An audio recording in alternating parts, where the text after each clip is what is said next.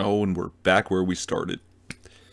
C-16 has been passed in the Senate committee today. It's heading for one final vote where it will likely pass. They keep saying that they haven't outlawed biology or freedom of speech, and yet they've made no amendments to ensure that that's true. It's an amazing and wondrous thing to live in a country where adopting this as my actual flag is becoming a more and more reasonable proposition. And you wonder why I drink.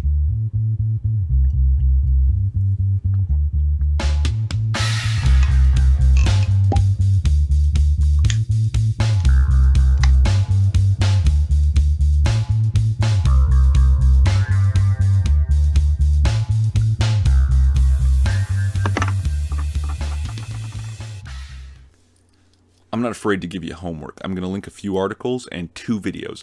Both videos are witness testimonies at the Senate committee hearing over C-16.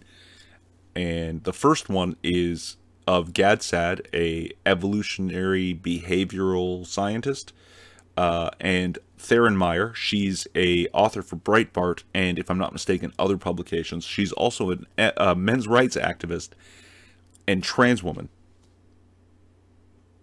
The second video is of Jordan Peterson, who is a clinical psychologist, and D. Jared Brown, a lawyer. Now, to be perfectly honest, you'll get far more out of those 2 videos than you will out of this one, but there was a couple of things I wanted to address here. The first was, it seems in both videos that the senators have already made up their minds. They're listening to the witnesses speak just long enough to think of them as bigots and dismiss them.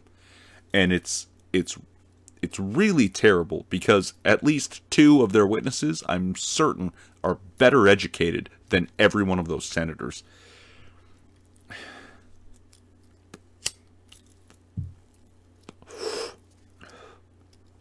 And a couple of questions from the senators. So let's go to those. Deliberations of this bill, and during deliberations of this bill, we keep hearing the term respect thrown around. Respect is indeed critical in debates of legislation as sensitive as this, and there are a lot of people here who need to be reminded that respect works both ways, including people at this committee. Senator Baker has already referred to comments as genocide. I don't think anybody here is promoting genocide. However, Dr. Peterson, can you comment on the notion of respect, where some of your critics say, why can you not just respect your students, just use the gender-neutral pronouns? It's an excellent question, Senator Plett. I must commend you on your incredibly senatorial way of telling the other senators who have clearly not even bothered to question the motives or outcomes of this bill to go fuck themselves. Good on you. You can't mandate my respect. I've said this before. I mean, this bill is going to mandate my respect, but really it's only going to mandate the illusion of my respect. You see, if a person approaches me and begins demanding certain speech and behavior from me, I don't respect them. I lose respect for them immediately. And this bill suggests that the demands on me and my behavior are the reason that I should respect them. It's a ridiculous notion. I mean, there's nothing to suggest that my use of a person's chosen pronoun is in fact a show of respect.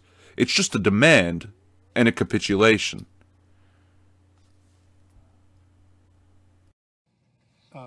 I've never been a practicing lawyer. I was a constitutional law professor, and I'm a free speech guy. So I appreciate the importance of the issues that are being raised. I think respectfully they were answered, the free speech issues were answered quite compellingly by my former colleague Brenda Cosman in testimony before this committee, but No, Senator Gold, you're not a free speech guy. You're a cunt. And so is Brenda Cosman. You see what I did there? I employed free speech. to refer to you as how I think of you. You're cunts, both of you. I wanted to make 3 points. Mr. Peterson, and there are questions sort of buried in these points.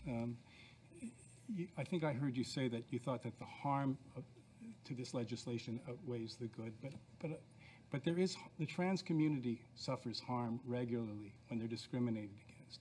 And whatever else one might say and worry about human rights tribunals and the like, this bill addresses and would take a major step forward towards reducing harm that a particularly vulnerable community experiences.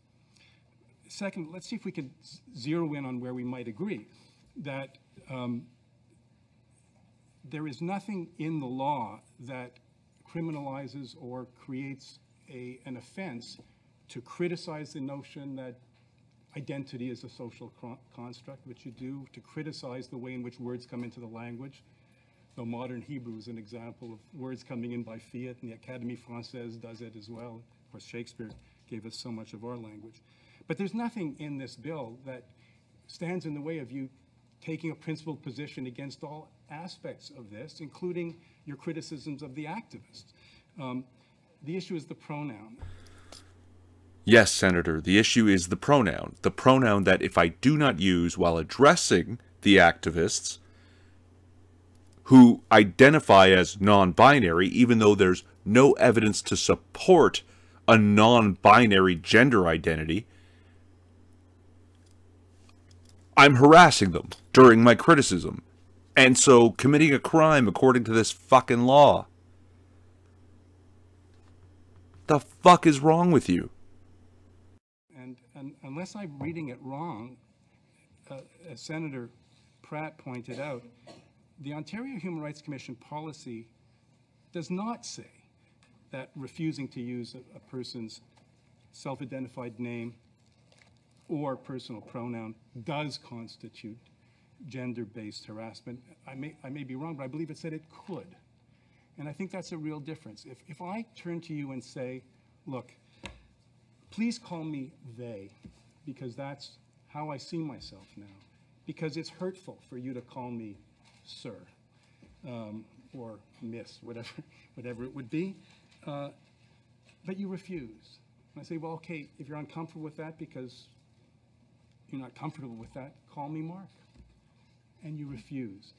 Were you to continue to call me by the name that I'm telling you is hurtful to me, is that not, in fact, something that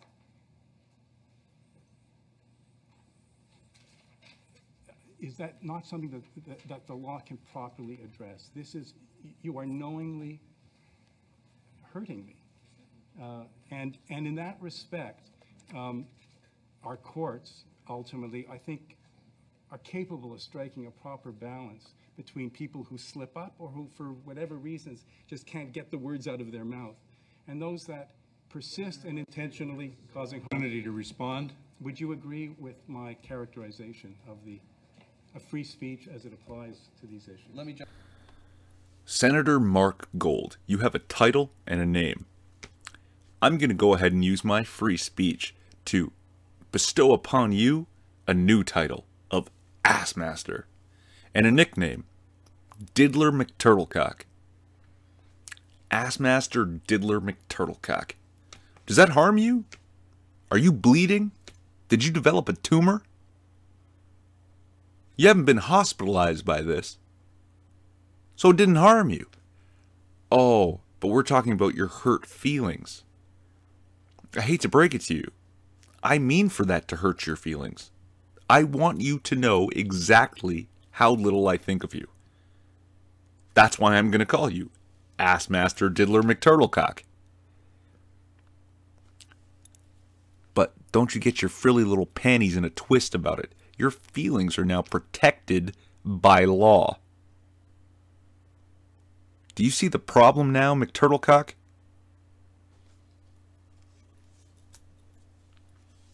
Your feelings are protected by law, and I'm accountable to a sham of a court called a Human Rights Tribunal that, if it chooses, doesn't even have to let me mount a defense for myself.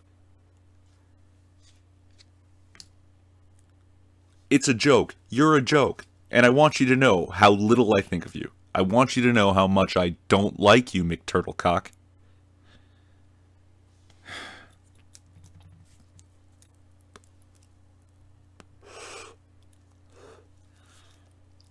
When this fully passes, about a half a dozen, maybe more of my videos will have become crimes.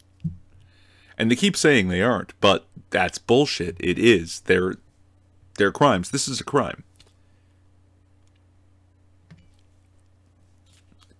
There are only two genders. There is no evidence to support other genders.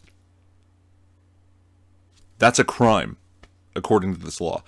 This is a public forum. If a person who identifies as non-binary and has a made-up gender and made-up pronouns begins to comment on this video, and I tell them go fuck themselves, I'm not going to use their made-up pronouns, I am in violation of this fucking law. This is the People's Republic of Canada. Relevant links to shit I said in the description? Maybe. I'm a retwin. Like, subscribe, or don't. It's a free country. At least it used to be.